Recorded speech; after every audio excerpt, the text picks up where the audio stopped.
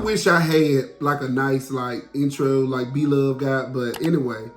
Hey y'all, welcome back to my channel. My name is Thomas. I am the owner of Epitome of Excellence Designs and Decor. And if you have been around for a while, you already know how this goes. So we refer to it as EOEDesigns for short. But I got some downtime, and it's been a very long time since I've had some downtime. So I have been saving a couple of questions from like comments and emails and stuff that I received to answer or to create videos that kind of help you from start to finish, okay? All right, so basically what I want to talk about is clientele. A lot of you have said you want to get into this business, but you don't know how to get clientele. You don't know where to start. It's kind of complicated. You're discouraged. And honestly, it just comes with time with your clientele. So when I first started in this event designer business, I had really no desire to do it.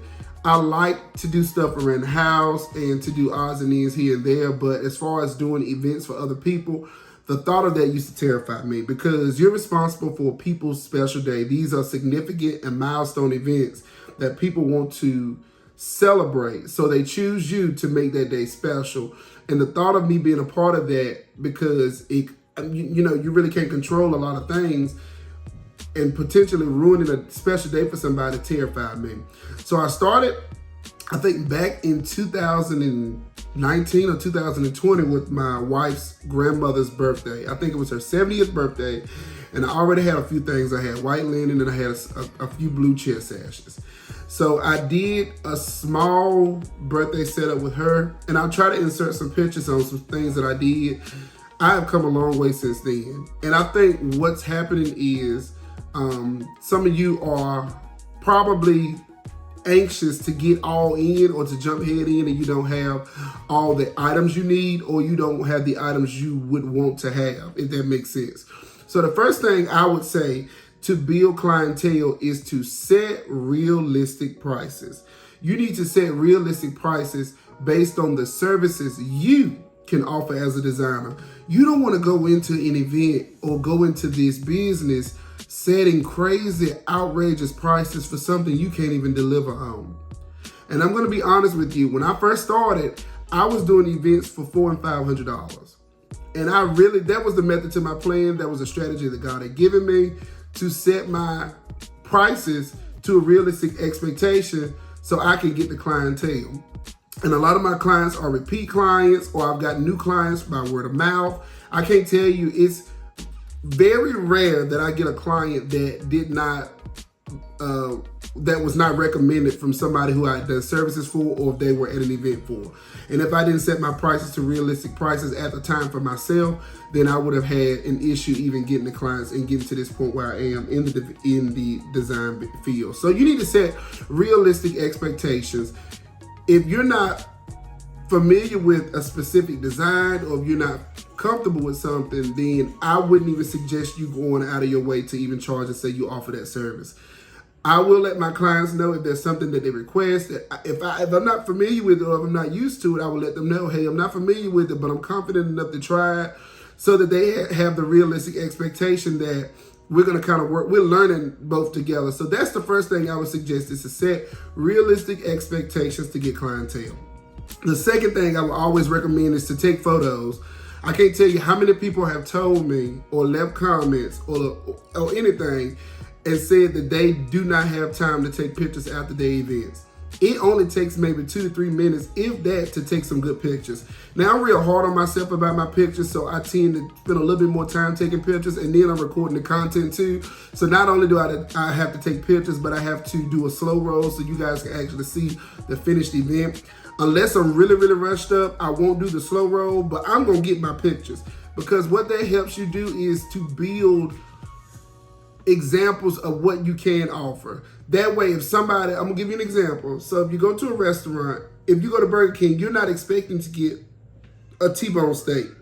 If you go to a steakhouse, I don't know what kind of steakhouses y'all have, but if you go to a steakhouse, then you're not expecting to get a Burger King type burger. It's the same kind of situation. If I go to a designer who has elaborate floral arrangements, does the floor wraps, does huge embellished centerpieces, does stacked chargers and premium linen. If I go to them, I can expect to pay a premium price. If I go to somebody who's just starting out, like a new restaurant or somebody who's new in the game with not a lot of tenure, then I wouldn't be expected to pay that same price because you have not put in the work, you have not put in the dedication to your craft.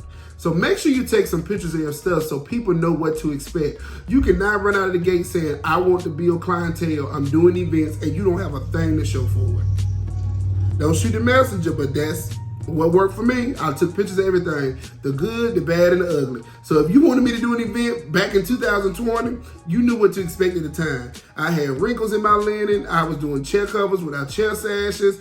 I had doilies for my place setting. I didn't even have chargers. So the expectation was set.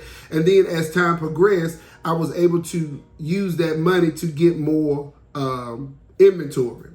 And another thing is to set up a site or a page that's dedicated strictly to your event designing. You do not want to have your event designing stuff intermingle with your personal and your life stuff. Now, when I first started doing my events, I would post on my regular Facebook page. I didn't even have an Instagram at the time, but I would post on my regular Facebook page. If I did an event, post it, I would go on about my business.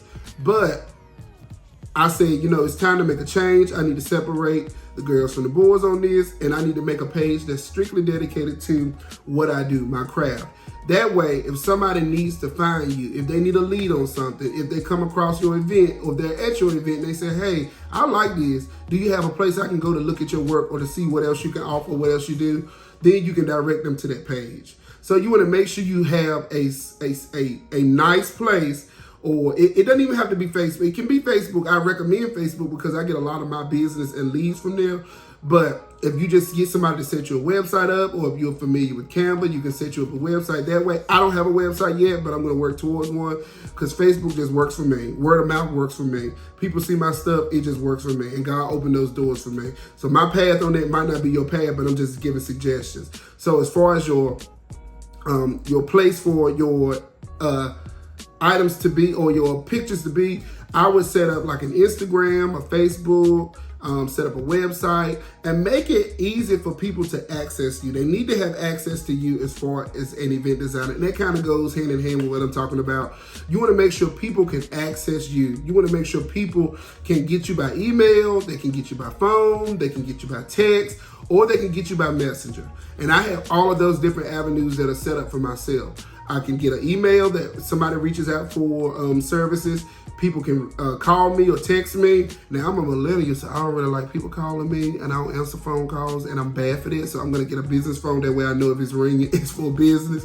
So set up a way to get phone calls and texts. I get a lot of messages on Facebook on my event page when people want my services, because guess what? They went to that page, they've seen what I can offer, and they say, okay, you know what, I'm interested. And if I give them my price, it determines whether or not they want to roll with my services or not. And I also have it divided out by services. So if you go into my Facebook page, you'll see where I've got like baby showers, adult birthday parties, kids' birthday parties, banquets, and a lot of other things that I've done. And I actually included my old events in there too, so that they can see like, ooh, this man has really come a long way, and he knows he got his stuff going on.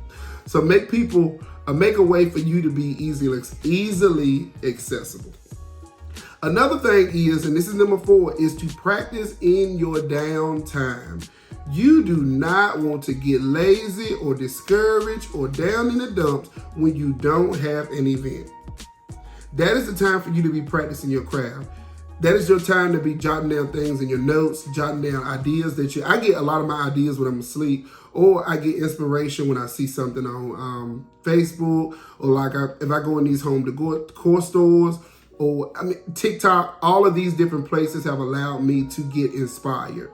So I want to encourage you to make sure you're still working in your downtime. Like even now, I'm giving you guys advice on things. I had some centerpieces and flowers and stuff that I was kind of playing around with. And then I had some ideas in my head on what I'm going to do for the next event. Or if I had this kind of event, what would I do? Because you don't want to get what I call writer's block, which is what they call when you're an author. But you don't want to get like writer's block when it's time to put out an event and you have not been practicing while you're down. That way, when the time comes, you can up your prices, offer those services, and give more of a variety to clients, to different people.